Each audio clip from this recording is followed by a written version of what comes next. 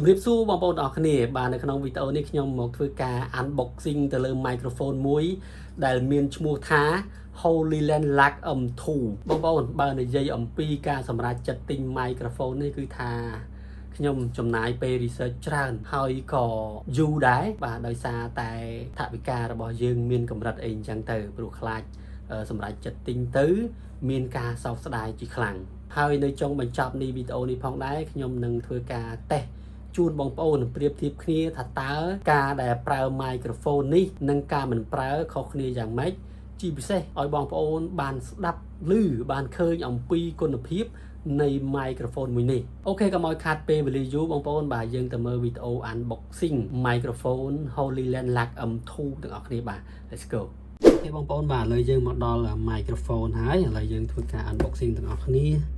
បាទខ្ញុំវះថង់របស់វាបាទអូខេ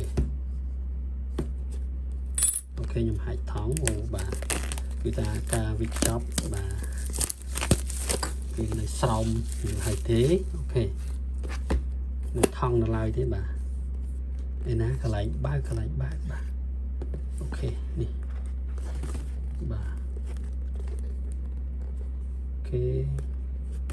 បាទចានេះបងប្អូនបាទអូខេបាទកន្លែងបើករបស់វាបាទនេះស្អីគេបាទសភៅណានាំអូបាទមាន sticker បាទ sticker នេះគឺថាពេញនិយមមែនតើសម្រាប់យើងបិទទៅលើ microphone របស់យើងណាបាទនេះអូខេ let's get in touch wow sticker បងប្អូនបាទនេះ sticker បាទនេះលុយបាទ sticker សម្រាប់បិទលើ microphone អូមានច្រើនណាស់បងប្អូនបាទ sticker នេះគឺមានច្រើនមែនតើបាទគ្រប់ mode គ្រប់ mark បាទនេះពណ៌ខ្មៅហើយនេះ sticker សើច sticker យំអីចឹងទៅបងប្អូនអូខេខ្ញុំទុកកន្លែងនេះសិនហើយទុកកន្លែងនេះសិនឥឡូវនេះជាសភៅណែនាំទេ Holyland ហើយបាទសភៅណែនាំពីរបៀបប្រើប្រាស់បាទហើយមានបាទរបៀបណែនាំនៃការភ្ជាប់បានជាមួយអីខ្លះបាទអានេះសម្រាប់ធ្វើអីអានេះសម្រាប់ប្រើយ៉ាងម៉េចអានេះសម្រាប់ប្រើយ៉ាងម៉េចអញ្ចឹងទៅអូខេយើងទៅមើលទាំងអស់គ្នាអូនេះបងប្អូនបាទជាស្រ័យផងបាទកាមេរ៉ារៀងញ័រទេដោយសារបាទដាក់ជាប់នឹងខ្លួនទេកាមេរ៉ាគឺខ្ញុំថតចេញពីទូរស័ព្ទទៀតបាទចេញពី iPhone ទេបងប្អូនបាទអូធំវីបាទមើលទៅ premium មែនតើបងប្អូន microphone នេះបាទឥឡូវខ្ញុំបកថង់វាអូខេវ៉ាវបាទនេះបងប្អូនលយអីវាច្រាស់ហើយបាទចេះ Holyland បាទអូខេបាទនេះខាងក្រោយវានេះបាទរុន USB សម្រាប់សាកថ្មនេះបងប្អូនអូខេឥឡូវអានេះយើងទុកសិនយើងអត់ទាន់បើកមើលទេបាទអានេះអូបាទអានេះគេហៅថា receiver បងប្អូន receiver សម្រាប់បើដោតជាមួយនឹងទូរស័ព្ទ Android ប្រភេទរុន USB បាទ Type C បាទអានេះអូខេអានេះសម្រាប់iPhone បងប្អូនបាទហើយថង់វិញអត់ទាន់ដោះទេអូខេយើងនឹងមើលក្នុងមានអីទៀតបាទអូខេអូអានេះមានថង់ខ្មៅបងប្អូនបាទអូខេអស់ហើយនេះសម្រាប់ការពារក្លិនបាទគុណភាពរបស់វាទេឥឡូវខ្ញុំទុកស្រោមតំណេះសិនឥឡូវយើងមើលក្នុងថង់នេះមានអីខ្លះអញ្ចឹងណាបងប្អូនជាស្រ័យបងប្អូនបាទដោយសារទៅតែជាផ្ដាសាយបាទ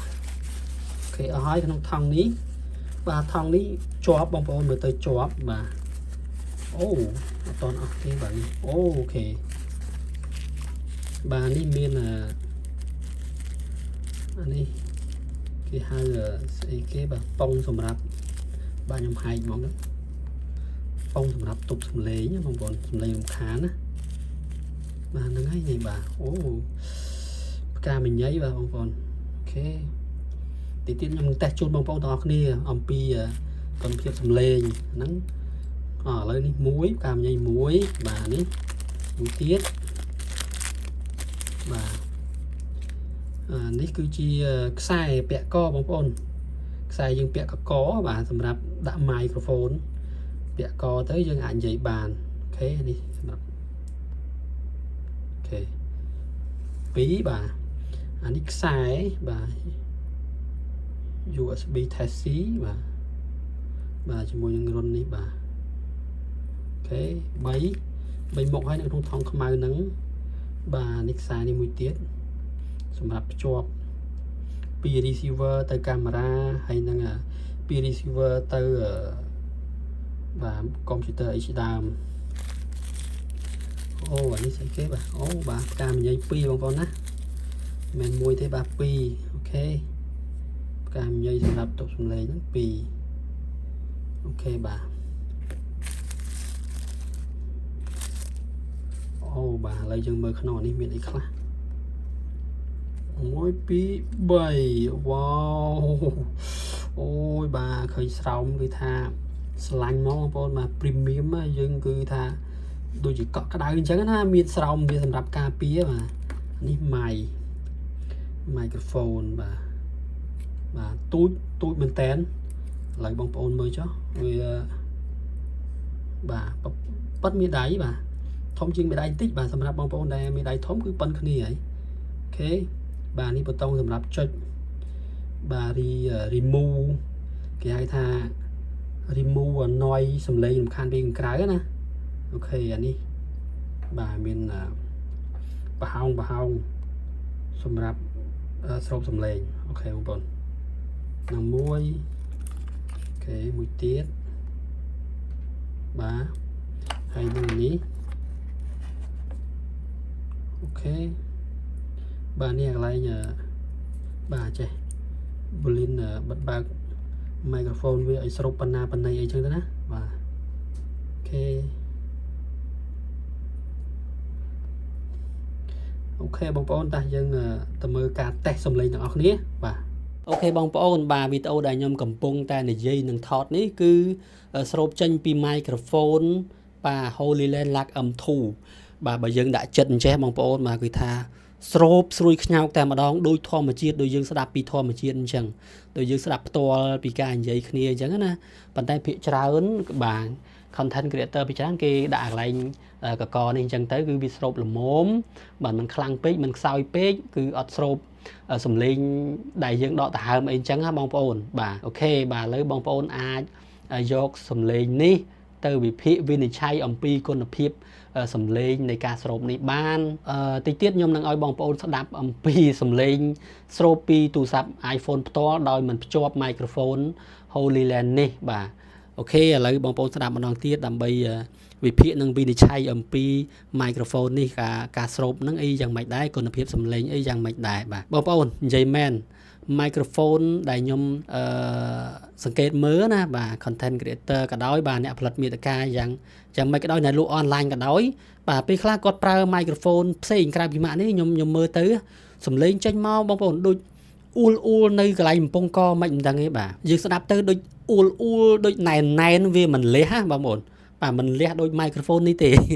បាទខ្ញុំមិនមែនទទួលបាន sponsor ពី microphone នេះទេក៏ប៉ុន្តែខ្ញុំមុននឹងសម្រេចចិត្តតិចនេះគឺខ្ញុំដូចខ្ញុំនិយាយពីដើមវីដេអូអញ្ចឹងគឺ research យូរចំណាយពេល research យូរស្ដាប់អង្កេតវិភាគក៏ដូចជាមើលបងប្អូនយើងដែល review ចាស់ពីមុនអីចឹងណាបាទឥឡូវបងប្អូនអាចយកវីដេអូខ្ញុំនេះធ្វើជាការត្រេះរិះ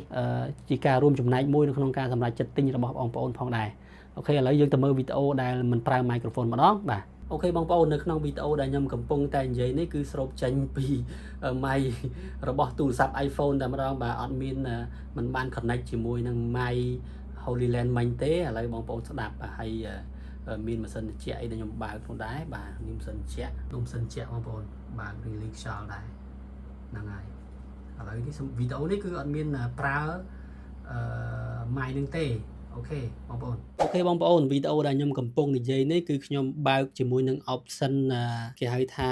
noise cancelling ណាបងប្អូនបាទបើកនៅការ remove សំឡេងរំខានព្រោះក្នុងបន្ទប់នេះខ្ញុំបើកម៉ាស៊ីនត្រជាក់បងប្អូនបាទឥឡូវបងប្អូនស្ដាប់មើលថាតើគាត់កាត់សំឡេងខ្យល់ម៉ាស៊ីនត្រជាក់បានល្អដែរឬអត់អូខេបាទហើយវីដេអូមុនហ្នឹងបាទខ្ញុំអត់បានបើកជាមួយនឹងoption cancelling noise ទេ noise cancelling ទេបងប្អូនអូខេខ្ញុំសង្ឃឹមថាវីដេអូមួយនេះនឹងជួយចូលរួមចំណែកទៅដល់បងប្អូនទាំងអស់គ្នាមុននឹងសម្រេចចិត្តទិញកាមេរ៉ាមួយនេះថាតើគួរទិញឬក៏មិនទិញបាទឬក៏រើស microphone ម៉ាកផ្សេងបាទ